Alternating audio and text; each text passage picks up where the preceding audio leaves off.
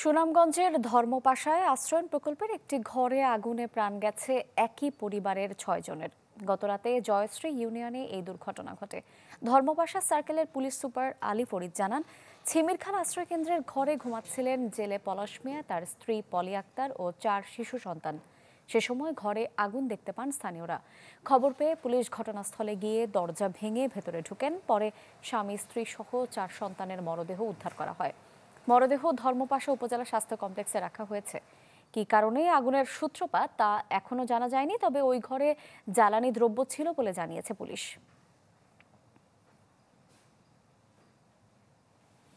আরো জানাতে সুনামগঞ্জ থেকে যুক্ত হচ্ছেন সহকর্মী আর জুয়েল।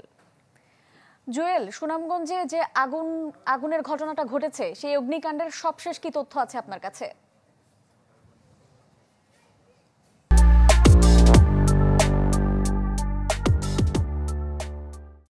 সবশেষ তথ্য যদি বলি, আসলে পুলিশের একটি দল এবং উপজেলা নির্বাহী প্রশাসনের একটি দল কিন্তু ঘটনাস্থলে পরিদর্শন করেছেন। তারা বলছেন যে আসলে কি কারণে আগুনের সূত্রপাত সেটি আসলে এখন বলতে পারছে না। কারণ হচ্ছে গতকাল রাতে যে যে ঘটনাটি ঘটেছে ধর্মপাশা উপজেলার যে সিমের খাল গ্রামের যে একটা আশ্রয়ণ প্রকল্পে, সেইখানকার একজন জেলে তার ৪ সন্তান সহ সে এই ভিতরে দরজা আটকে ঘুমিয়েছিল। আশপাশের যে লোকজন ছিল তারা আসলে আগুনের ধোঁয়া দেখে তারা এই দরজা ভাঙার চেষ্টা করেছেন এবং বিভিন্ন আগুন নেভানোর চেষ্টা করেছেন। নেভানোর পরেও কিন্তু তারা আসলে সেই ৬ জনকে মৃত পেয়েছেন। তো এখন পর্যন্ত আসলে ঘটনার যে প্রাথমিক যে কারণ সেটি তারা শর্ট সার্কিট এবং বিদ্যুৎ থেকে আগুনের সূত্রপাত হলো কিনা সেগুলো কিন্তু পরীক্ষা নিরীক্ষা করা হচ্ছে এবং পুলিশ প্রশাসন বলছে যে তারা তদন্ত করছেন যে কিভাবে আসলে আগুনের সূত্রপাত হলো। যেহেতু বিদ্যুৎ ছিল এবং তারা বলছেন যে ঘরে কেরোসিন সহ আর বেশ কিছু জ্বালানি দ্রব্য ছিল কিংবা এই ধরনের কোনো জায়গা থেকে আগুনের সূত্রপাত হলো সেটি কিন্তু এখনো সঠিক তদন্তে পাওয়া যায়নি। তারা তদন্ত করছেন। তো তারা বলছেন যেহেতু জেলে যে এমারুল তার স্ত্রী সহ ৪ সন্তানের কিন্তু মৃত্যু হয়েছে এবং ঘরে কিন্তু আর কারোর লাশ পাওয়া যায়নি এবং ৪ জনই তারা ছিলেন এবং